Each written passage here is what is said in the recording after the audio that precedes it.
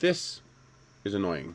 I'm going to try something new. I'm going to try to do like a duet stitch equivalent from TikTok, but for a YouTube video. Normally, I like the videos Prager makes. They're usually very good. This one, on the other hand, is insane. It makes so many false assumptions and fallacies. It's ridiculous. So we're going to watch this video, and I'm going to reply to parts of it as we watch this video. So here we go. The right minimum wage, $0.00. That was the headline of an editorial in one of America's most prestigious newspapers. Can you guess which one? The Wall Street Journal, perhaps. Right city, wrong paper. This editorial appeared in the New York Times in 1987. There's a virtual consensus among economists. It's important to note that the 80s is when we were pushing for trickle-down economics. So it is my assumption that these articles and these economic, ideas were to further that trickle-down economy. Now, we know factually from the last 40 years of data that it's false, that it doesn't work. We have 41 years of literal life in this economy to show that it does not work. Wages today are 40% lower than they were 40 years ago, while productivity skyrockets. It's the assumptions is. Let's continue. Economists, the Times wrote, that the minimum wage is an idea whose time has passed. Minimum wage is an idea that never was allowed to start. We never actually had a minimum wage in this country. It effectively is zero. If you're being paid less than a living wage, it's zero. Okay? What's the matter, cat? So the minimum wage was originally supposed to be 38 cents. And even to get it passed, they had to compromise and lower it to 25 cents. So we were already starting substantially below what even anything approximating a living wage was. So we've never tried a minimum wage. So that consensus doesn't mean anything. So economists in the liberal paper were on the same page, pun intended. Why? Because they understood that a minimum wage does not guarantee jobs. It guarantees. A minimum wage never guarantees jobs. This is not about guaranteeing jobs. This is about reducing theft. If you have a restaurant and that restaurant needs, Only that those who get jobs, cups for your restaurant to work, you have to buy the cups. Saying let's have no minimum wage is the same thing as saying let's have no minimum price on cups. Let's allow the business to dictate to the cup manufacturer what their cup is worth. And if the business wants to pay $0 for the cup, let them. How's that going to work out for the cup maker? will be paid at least that minimum. That's the point. If you want an employee, you have to pay what it costs to have an employee. Just like if you want a cup, you have to pay what it costs to make a cup. If you determine that the price of a cup is not equitable, you have two choices. You can make your own cups, or you cannot have cups. The same thing would apply to a minimum wage employee. You have two choices. You can not have employees, or you can do the damn work yourself. That's the way it's supposed to be. And that leads to two bad outcomes: unemployment and higher prices. No, because we've reduced wages over the last 40 years by 40%, and we still have unemployment, and we still have higher prices. In fact, the lower wages cause the unemployment. Because now you have a market where if one person, gets a job, and that job does not pay enough for them to survive, they have to get a second job. Now that that one person is holding 2 jobs, there's one less job available for this person. If enough people hold 2 and 3 jobs each, there are now not enough jobs to go around for everybody. While if you force them to pay a living wage, which they're supposed to be doing, because the problem here is they're buying a product. They're buying your labor. The person who sets the price for your labor is supposed to be you, not them. It's your labor, not theirs. It's your cups. It's not theirs. You determine what the cup costs, and they get to choose to either make their own cups or not have cups. They don't get to steal my cups and pay me less and say, too bad, I've decided your cups are worth less. That's not how life works. It's not how life is supposed to work. Yet, for some reason, with employment, that is how it works. They get to say, well, too bad, your price is too high. You'll take less. And because we live in a nation where you have a choice of work or die, you don't actually have a choice. That's like saying the person in the alley with the gun to their head can actually say no. Well, yeah, technically they can say no to the robber with the gun to their head. And they can watch their gray matter splatter on the wall behind them as the guy pulls the trigger. Not much of a choice, is it? You see, when we say choice, we don't actually mean choice.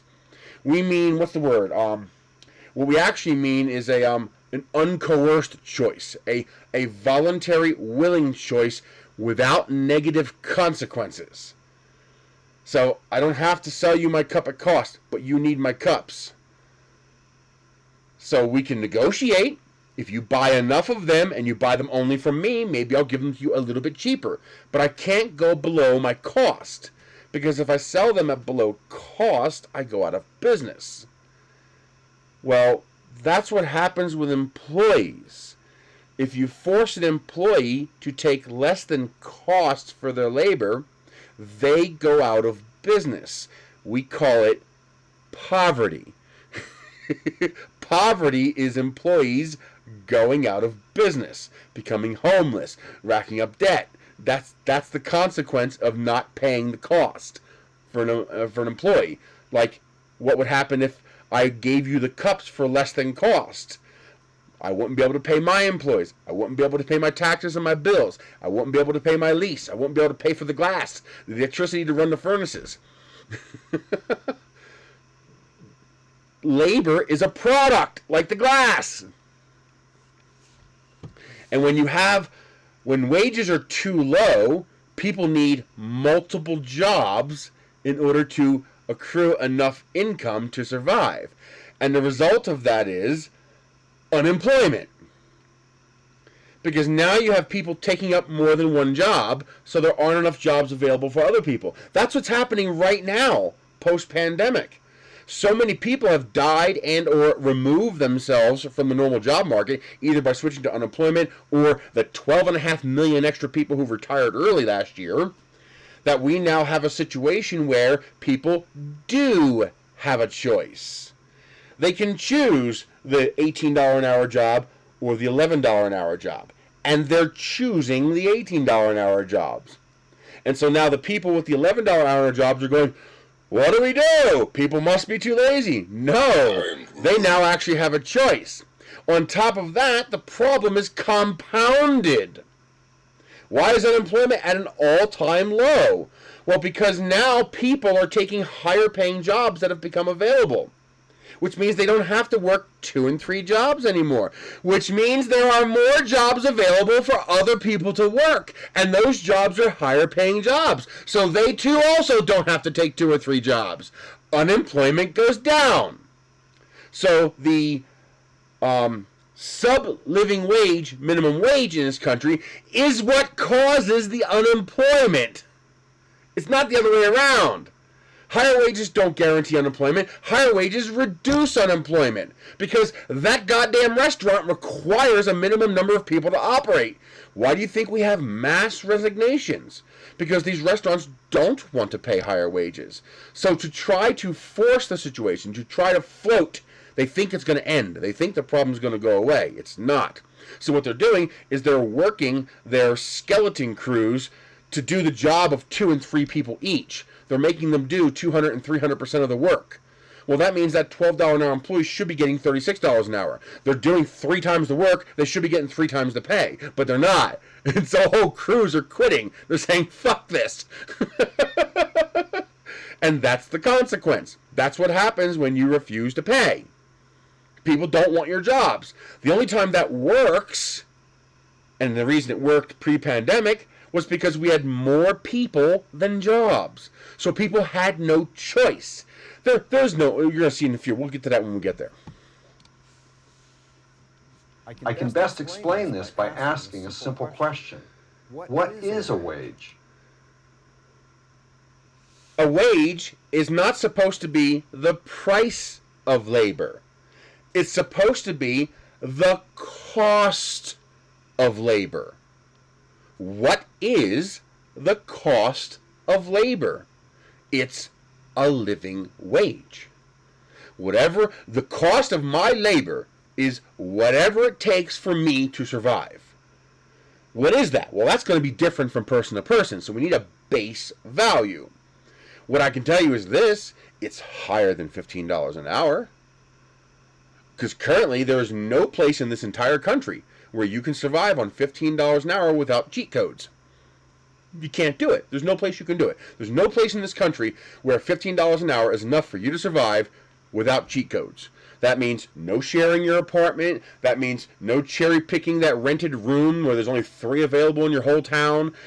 No welfare, no food stamps, no LIHEAP, no state health insurance, no help from your parents and friends and families. Nothing. You survive on your wage. There is no place in the country where that's possible on $15 an hour. No place. So whatever that minimum number is, I don't know how to come up with it. Somebody else has to come up with it. It's probably between $18 and $21 an hour. Of course, there's areas that are outliers like San Francisco and New York that are crazy, but we're talking general for the whole country. New Mexico, Oklahoma, Missouri, whatever, some of the lowest cost of living places in the country. Whatever that number is, that's wage. Take that number, divide it by 2,000, because 2,000 hours is a full-time work week. If you can work full-time and not make enough money to survive a decent lifestyle, not a luxurious lifestyle, not an impoverished lifestyle, a decent, normal lifestyle, you can pay your bills. If you can't make enough to do that, you're a slave. That's the definition of slavery. A wage is the price of labor. Now, what happens if the price of labor rises, not because workers have become more productive? They have. Workers are more productive now than they've ever been in the last 40 years. Productivity has continued to climb for the last 40 years. But wages have gone down 40%. Not because a business must pay higher wages to hold on to valuable employees, but only because the government requires it. When the minimum wage rises, employers will adjust. They will use less labor. They'll fire current employees or cut back on their hours. They will also raise prices for their goods or services. These wages have gone down over the last 40 years. They haven't even stayed the same. They've gone down over the last 40 years.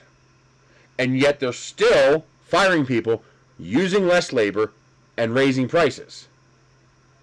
So the reason this information from Prager is complete and total bullshit, and I'm disappointed that they're actually posting this, because normally their videos are very good.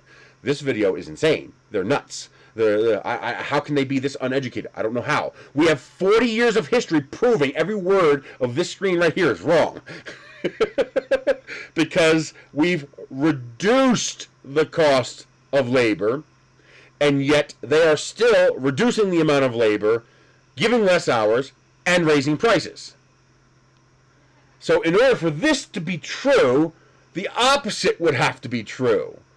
If forcing them to pay more results in fewer hours, fewer jobs, and higher prices, then allowing them to pay less should result in more hours, more jobs, and lower prices.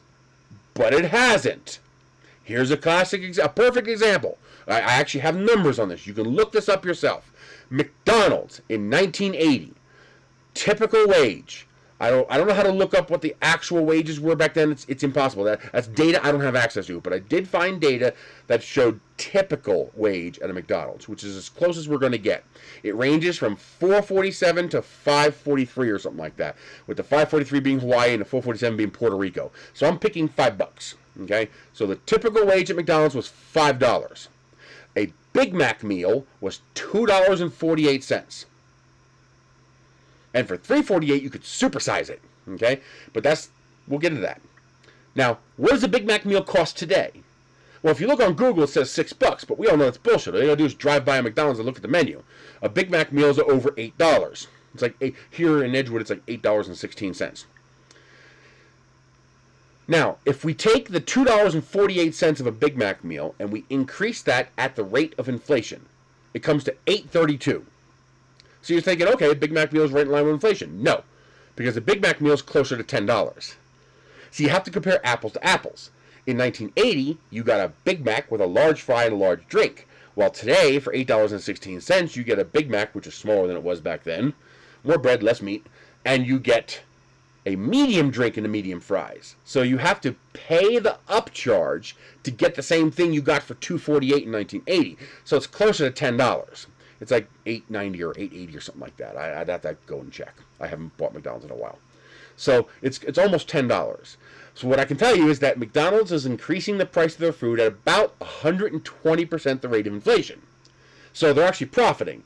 They're making 20% more than if they kept the prices exactly the same, even as their backside infrastructure reduces their costs. I mean, a guy just sued them in court because the meat that they use in their products is not fit for human consumption until they chemically process it. That famous cook guy just went to court. McDonald's tried to sue him and they lost. Okay, so they're making the food cheaper and reducing their costs while increasing their profit margin by over 20% the rate of inflation. 120% the rate of inflation. So what about the wages? If McDonald's kept their wages exactly the same, no change in wage, the guy in 1980 makes exactly the same amount as the guy in 2019. What would he make? He'd make $16.78. You say, well, that's $11.78 more. No, because $16.78 equals 5. You have to adjust for inflation. Just like $8.32 today would be the exact same as $2.48 in 1980. So if McDonald's charged you $8.32 for a large Big Mac meal, that would be the exact same price as the $2.48 meal in 1980. Because $2.48 inflates to $8.32. Well, 5 inflates to $16.78. So what is McDonald's wage? I don't know. Today it's all over the place because of the pandemic. But 2019, your typical wage at McDonald's was $10. $10 adjusted for inflation back to 1980 is $2.98. So in the last 41 years, McDonald's has increased their prices at least 100 to as high as a little over 120% the rate of inflation, while lowering the wages they pay by 40%. So that right there proves this patently false. Where is it? Where is it? This right here is patently false. We have 40 years of actual history to show this is bullshit. So why are you posting this, Prager? You know it's bullshit. I mean, McDonald's lowered their wages by 40%, but they did not increase the number of jobs relative to the number of places, and they did not decrease the cost of their food. Instead, they reduced wages, reduced jobs, and increased prices. So if we raise the wage, they reduce jobs and increase prices. If we lower the wage, they reduce jobs and increase prices. Sounds to me like what you do has no effect on that. Meaning, they've decided to reduce the jobs and increase the prices regardless of what you do. So one does not equal the other. Causation does not equal, or correlation does not equal causation. The government, the sole purpose of the government is to provide for the common good. The purpose of the government is to be my defender against the large corporation I cannot defend myself against. Just like it would be illegal for McDonald's to force the cup maker to take zero for their cups, it should be illegal to force employees to take zero for their labor. It should be illegal to force the cup manufacturer to take less than cost for their cups. Just like it should be illegal to force employees to take less than cost for their labor. Your labor is a product, and your cost for that product is the cost of living. These are undesirable consequences. But let's that have happened anyway. Also consider another bad effect. Businesses will hire fewer workers, especially... They're already hiring fewer workers. So a wage increase is not the causation for hiring fewer workers. They're already doing that. Those with little or no job experience. Suppose you're young and haven't worked many jobs before. Maybe you've never had a job and are trying to land your first one. Well, if you got to choose between slavery and no job, go back in time 200 years and ask the black guy in the cotton field which he'd pick. The work you can offer an employer may be worth only, say... No, there is no work is only worth. That's a logical fallacy. It's a logical fallacy. Work has no worth. Labor has worth. A cup has a cost. If the cost of the cup exceeds the value the cup provides, you don't get cups. If the cost of labor exceeds what you perceive that value provides from that labor, then you don't get the labor. You do it yourself. Or your business is not economically viable and your business fails. If your business cannot work without cups and you cannot make enough money selling your product to pay for cups, and you cannot make the cups yourself at a price that makes your business economically viable, then your business is a failure. It's not economically viable. You go out of business and you try something else. But instead, we figured out a trick. We can just force people to take less. We can just force the cup manufacturer to take less for the cups. Now, in the case of the cup manufacturer, that will put the cup manufacturer out of business. In a labor market, you force people into poverty, which forces them into homelessness and death. We say, but wait a minute, that's not happening. That's because we have welfare designed to prevent that from happening. So we're trading letting employers make insane profits and then taxing the people, because we're not taxing the employers, taxing the people to pay for the offset to allow the employers to pay less. Genius if you're an evil villain looking to take all the wealth in the country. $7 an hour. You agree? Yes.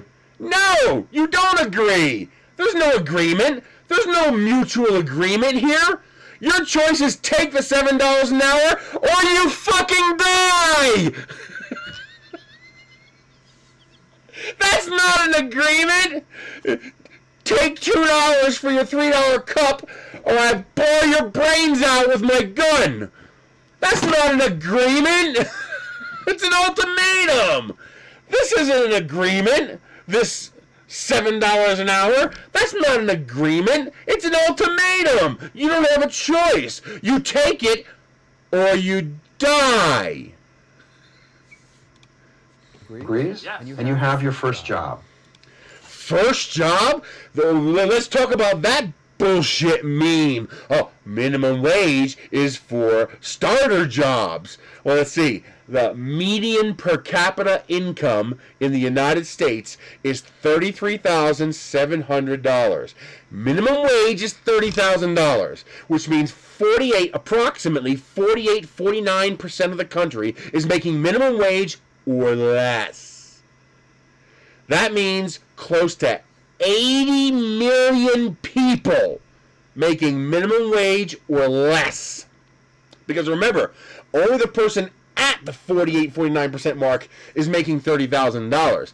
Everybody below him is making less. So you're saying that 80 million people, half the entire U.S. workforce, it's their first job. They're going to get job experience and be able to get a better job. They're half the workforce. Where are they going to get a better job? Well, the only other 80 million jobs available for these 80 million people to get a better job is if we eat the upper 80 million people and take their jobs. Unless you know of 80 million ghost jobs somewhere floating in the middle. We're not talking about, 1 in a million people here who need a better job. We're talking half the workforce. Half! Half the whole country! But hey, it is first job, right? Because get this, if you look up the statistics for how many people make minimum wage, they're complete bullshit. Because federal minimum wage is $7.25. If you make $7.26, you're not counted. But hey, first job, right? But what if the minimum wage set by the government is higher than $7? What if it's $10 or more? Well, you won't get the job. Yes, you will get the job. Because they need a certain number of people to operate. In the short term, you might not get the job, as they throw temper tantrums because they refuse to pay more, but eventually they're going to have a choice. Pay more to get the people they need to operate, or go out of business. That's going to be their choice. Because we now have an employee-strong economy instead of an employer-rigged economy. It's still rigged, but so many people left the job market due to the pandemic, either by dying, becoming self-employed, or early retirement. 12.5 million extra people retired early in 2020. Okay, so that's 15 to 20 million people who, from the job market. All of a sudden, people have a choice. You may be willing to work for $7 an hour. Of course you may be willing to work for $7 an hour. Because it's better than dying! When you have a choice between work or die, of course you'll take $7 an hour. Because you don't have a choice. But under minimum wage laws, it would be illegal for you to do so. Which is exactly why we have a illegal immigrant problem. It's not the immigrants crossing the border that are the problem. It's why are they crossing the border?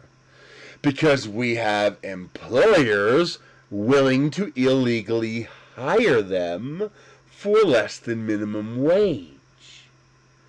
They're not coming here because they, oh wow, it's a pretty United States, let's go there instead of here. No, it's because there's work here, and there's illegal employers willing to hire them for those illegal wages. And it's better than where they came from. This very point was made by Paul Samuelson, one of the leading economists of the 20th century and a prominent liberal. I paraphrase from his classic textbook, Economics.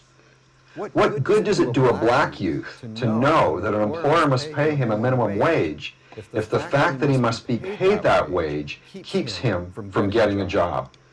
Logical fallacy. He already can't get the job. Because that guy there is working 3 full-time jobs. So the job that would be available to him isn't available, no matter how little he's willing to take. And the more you lower the wage, the worse this problem becomes, because lowering the wage does not lower the cost of living, which means poverty increases, which means the demand to work more hours increases, which means the available number of jobs for people to work decreases. This is Econ 101. This is not complicated shit. And that young person loses more than a paycheck. He also loses valuable work experience. Wow. Valuable minimum wage work experience, flipping fucking burgers or greeting people at Walmart or stocking shelves like a little slave. Wow, that's just some incredibly valuable work experience. Oh my God, what will we do if people don't know how to flip a burger or stock a shelf at Walmart or move a package at an Amazon warehouse? Whatever shall we do? Learning to accept responsibility, dealing with a boss. Living in a world that shows you that money buys lack of responsibility and you ain't got any. That's what they're being taught. No responsibility is being learned. Okay? Selfishness and greed is being learned because that's the way our system operates. That's what they're being taught. Because people don't learn what you intend to teach them in this kind of a system. They learn what actually happens.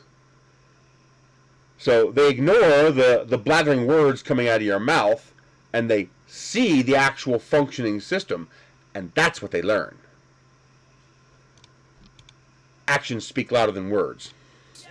Getting along with coworkers, all the things. Just eat them. That demonstrate to an employer that he made the right choice in hiring. And there is no right choice in hiring. We're talking minimum wage here. They're literal slaves.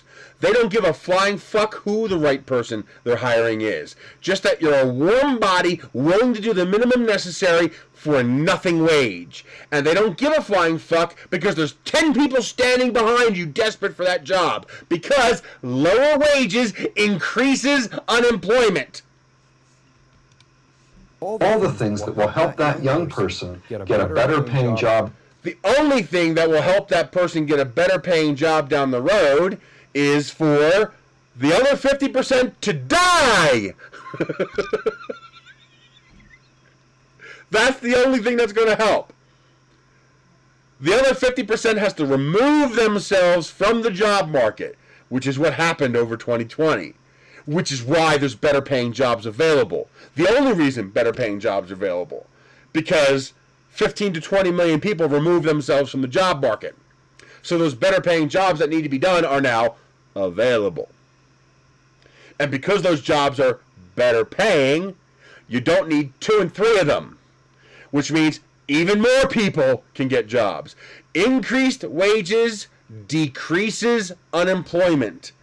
Decreased wages increases unemployment. And it's by design, because increased unemployment lowers their perceived value of labor, meaning it lets them pay less, because as unemployment goes up, people get more desperate and people start working multiple jobs, which makes the unemployment even worse. And this all stems from inadequate wages. Down the road. Yes! A recent study found that in some cities, the unemployment rate for teens without a high school diploma approached 50%. Which has more to do with high school and education than it does minimum wage. Because we also have one of the worst education systems on the planet. We think we have a good education system because our secondary education system, college, is one of the best on the planet. But our primary education system, the one that actually matters, is garbage. And that has nothing to do with minimum wage. Pricing these teens out of the labor market does them no favors. Reducing wages reduces the labor market. You're not pricing them out of the labor market. You're removing those jobs by forcing people to get more jobs. This is the opposite of reality. I don't understand how they can post this video and not see that it's complete bullshit. It's not doing the rest of society any favors either. Like the current system is? We have what you said. We have a $0 minimum wage. Minimum wage is effectively zero. It hasn't gone up in 9 years. And actually, it hasn't gone up in 40 years. Because what is... Let's do the math on this here. Let's go back to 1980. What was that? Actually, I got to bring up a window here. Hang on. I'll show you.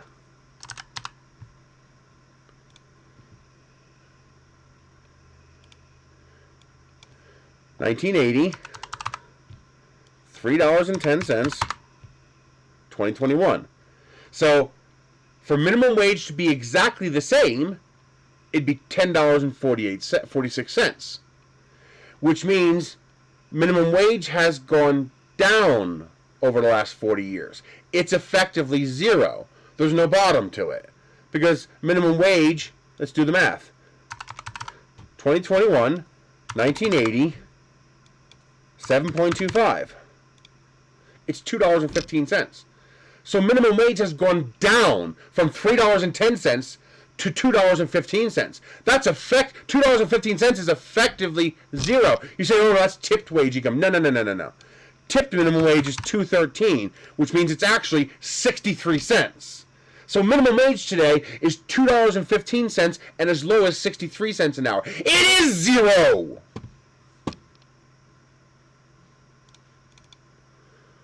So today, minimum wage is effectively zero. So why isn't the opposite of what you're showing here happening? Why is poverty going up, wages going down, prices going up, inflation going up, and available jobs going down pre-pandemic? But if what you're saying, Prager, is even remotely true, then the opposite of what you're showing should be happening. Minimum wage is 63 cents an hour. That's as close to zero as you can get, buddy. Because which industries are suffering right now? The service industry, half of which make tip minimum wage. But you know something? There's an interesting thing here. The states that don't allow a lower tip minimum wage aren't doing worse than the states that do. It's almost like what you're saying is bullshit. Teenagers who can't find jobs. Teenagers! That same fucking meme again, like entry-level jobs. 50% of the country is making minimum wage or less. Your average minimum wage worker is 34 years old with a family. They're not fucking teenagers! I mean, come on! You make professional videos. These are professionally made videos. How long would it have taken you to go beep, beep, beep, beep, beep, into your computer and look up what the fucking average minimum wage worker is? We're not talking about teens. Stop talking about teens. We're talking about 50% of the country. Often find trouble. Advocates of a higher... Poverty is why they find trouble. Do you know what is not connected to the crime rate in this country? Race. Do you know what is connected directly proportionally to crime in this country? Poverty. Which is why we stuck all the black people in poverty. So we can systemize our racism. It's sick. Poverty leads to crime. You want to reduce trouble? You reduce poverty. How do you reduce poverty? You pay them more. These places would gladly pay you $4 an hour if there were no minimum wage. And pre-pandemic, you would gladly take the job because it's better than $0. Not because you agree $4 is fair for your labor, but because you don't have a choice. It's work or die. This is a no right to work country. You have no right to work. And everybody says right to work states. That's an oxymoron. It's the opposite. You have no right to work. Minimum wage argue that while some young people might be priced out of the job market, this is outweighed by the fact that those who have minimum wage jobs will get a wage increase. And then as they get a wage increase, they don't have to work multiple jobs. And as they don't have to work multiple jobs, more jobs become available. Increasing wages decreases unemployment. So actually, you're not even increasing wages. You're restoring wages. Because he's actually right. If you increase wages, you'll lead to more unemployment. But we're not increasing wages. We're restoring wages. The line on that level, that balance beam, is a living wage. If you increase the minimum above a living wage, you'll probably add to unemployment. But restoring minimum wage to a living wage does not increase unemployment. It decreases unemployment. I worked 3 years, almost 3.5 years, working 3 full-time jobs, 120 hours a week. If we split my 2 extra jobs into 2 part-time jobs, I was taking jobs that 4 other people could have worked. So I personally increased unemployment by taking jobs other people could have taken. And I took those jobs because the one job didn't pay enough to survive. Increasing wages back to living wage decreases unemployment. Lower wages increases unemployment because the individual people must now take more jobs to survive. So you have a choice. When you lower wages, you only have 2 possible outcomes: increased poverty or increased unemployment. There are no other choices. You don't get another choice. This is Economics 101. You don't control this system. If you decrease wages below a living wage, you either increase unemployment or you increase poverty. We've lowered wages so far below unemployment, below living wage, that we are both increasing unemployment and still increasing poverty. It's insane. Doesn't mean they'd be better off. Yes, it does. Because there'd be more jobs available for them. It's true that the government can force business owners to pay its minimum wage workers more per hour, but it can't force these business owners to pay them more per week. Then you take the average number of hours an employee is given and you increase the minimum wage further. And you keep increasing it more and more and more until the business either squeals or goes out of business. If they cut everybody's wage to 20 hours a week, you double minimum wage. They can't cut forever. Eventually, they're going to have a skeleton crew, and they cannot run the business on less. Eventually, if they lower everybody's to 10 hours a week, you quadruple minimum wage. That's the point of the government. The point of the government is to be our stick. So the business is suddenly going to realize that, I'm better off just having a normal, trained, loyal crew being paid a proper living wage and get on with making $10 billion instead of $100 billion. I mean, Dollar Tree has 15,500 locations. They hire 193,000 employees. They have over 200 million work hours per year running their stores, which are already basically skeleton crews. The average store makes $1.6 million per year. To pay everybody $15 an hour would cost on average each store $39,000 extra dollars a year, because there's 12,950 work hours per store. So it would cost each store on average $39,000 of their revenue. That's 2%. So they could raise their prices 2%, and it would cost them nothing to pay everybody $15 an hour. Yet they're raising their prices 25% across the board when they increase the prices from $1 to $1.25. And in reality, they're increasing their prices for a lot of things at 200% or more. A 13-ounce can of Luncheon Loaf, knockoff Spam, was $1 for a 13-ounce can. Now it's going to be $1 for a 7-ounce can. That's a 230% price increase. Laundry detergent is going from $1 for a 64-ounce bottle of detergent to $1.25 for a 42-ounce bottle of detergent. I just bought 3 years worth of detergent, so I don't have to pay that price increase for 3 years. That's a 200% price increase. And yet they still won't be paying increased wages. They're going to still pay the state minimum until they're forced to. Stop giving me this bullshit.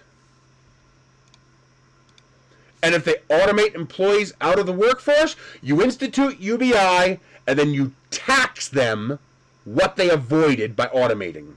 So if they hired 10 less employees, then you tax them the income of 10 employees, and you use that as UBI to pay those 10 employees. This is war.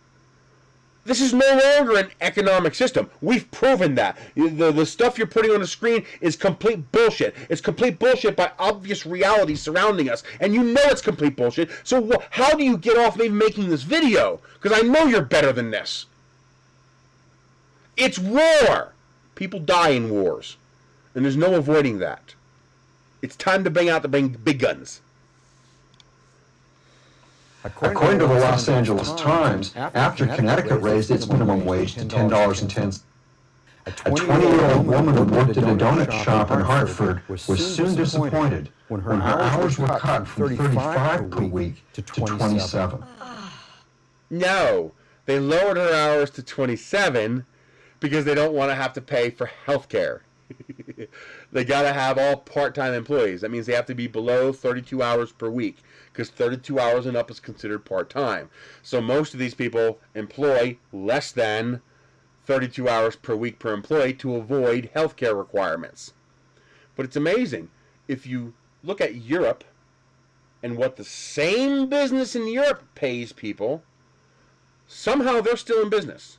You know, you talk about all this economics bullshit, and you completely ignore the perfectly functional economies of the rest of the planet. The rest of the planet doesn't exist. This is what would happen here.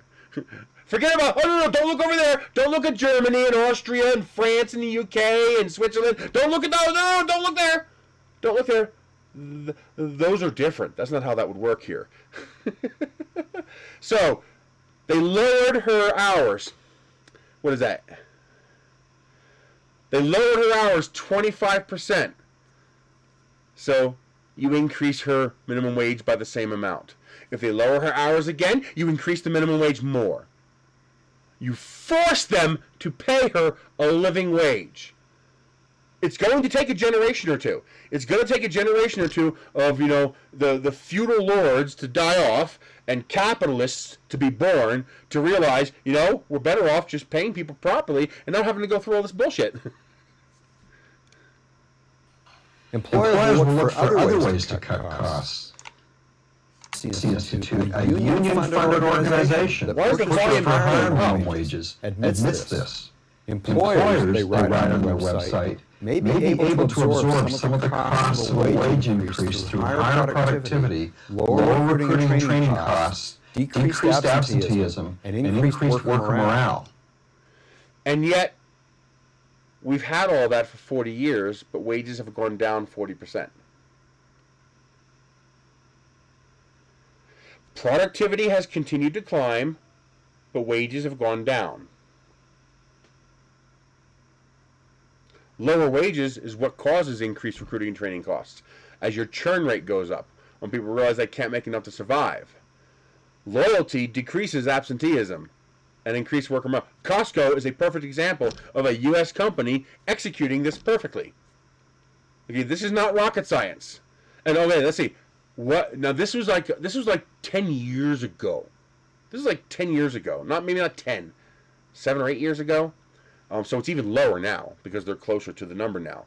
For McDonald's to pay every employee $15 an hour minimum would increase their ticket price by a nickel. Not the cost of each product. The ticket price, your whole order, would become a nickel more expensive. So if they wanted to rub it in your face, McDonald's could add employee surcharge 5 cents to each receipt. And that would be enough money for them to pay everybody $15 an hour. Target, you can actually look up numbers for Target. I found a whole bunch of detailed numbers for Target. Target would have to increase their ticket price 2 cents. So your entire shopping cart of stuff would become 2 cents more expensive. 2 fucking cents! Not per item. You come up to the counter with 25 items. It's not 25 times 2 cents. No.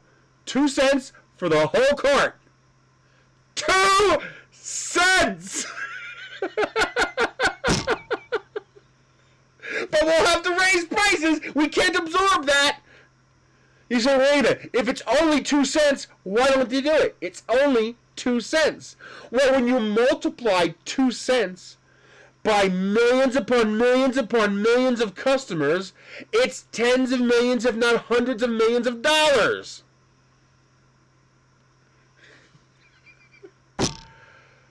And they get to keep that money. How would an employer get higher productivity? By working the employees harder. No, they're already getting higher productivity.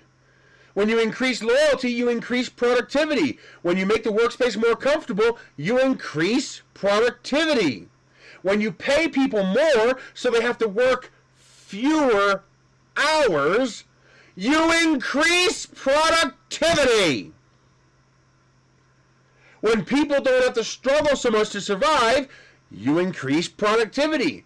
As technology makes things easier, you increase productivity.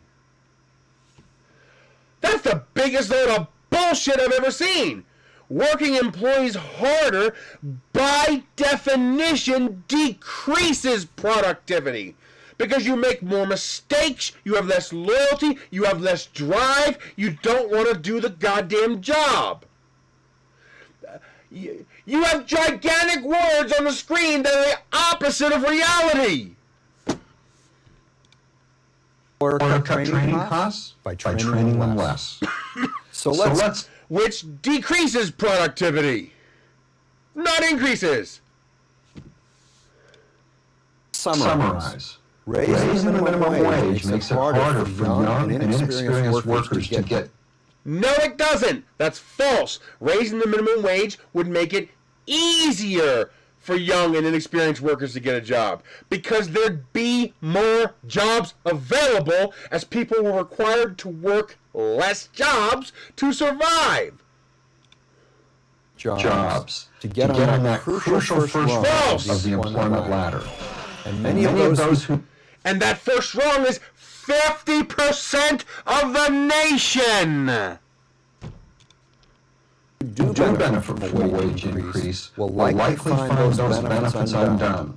They will work fewer hours, will work harder per hour, and will get less training. Then you force them to pay them more or give them more hours. You force them to train them better. You force them. This is a war. You put the government gun to their head and you make them do what's right. Sounds like the New York Times had it right back in... Sounds like the New York Times was an idiot in 1987, since that violates every concept of basic economics and logic, and sounds like, for the first time I'm ever going to say this because I love your videos, you're an idiot for saying this.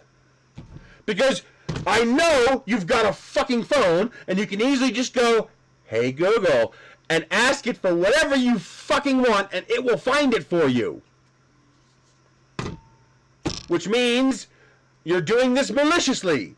Because you know this is wrong. You know everything you said in this video. Every single thing you said in this video is patently wrong. Everything you said in this video is in opposition to the obvious reality we're actually living in for the last 41 years. So either you're complicit and you're profiting from this system, or you're a moron. 1987.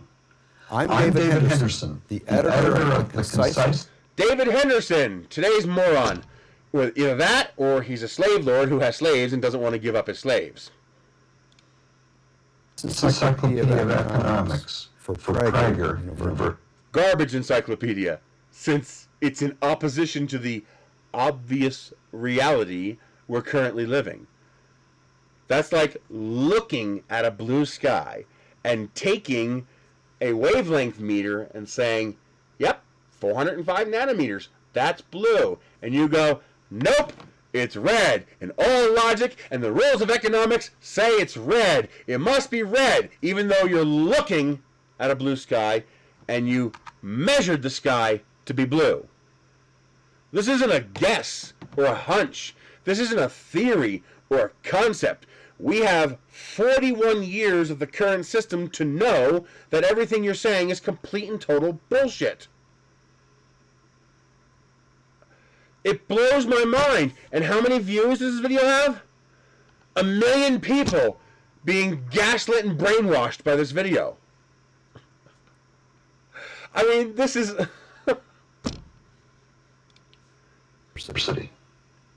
Join. I like Prager University. I think they make a lot of good videos. Stay away from their economics stuff because they clearly don't have a goddamn clue what they're talking about. It's... How do you reply to that? It's so batshit insane. How do you reply to that? I don't know.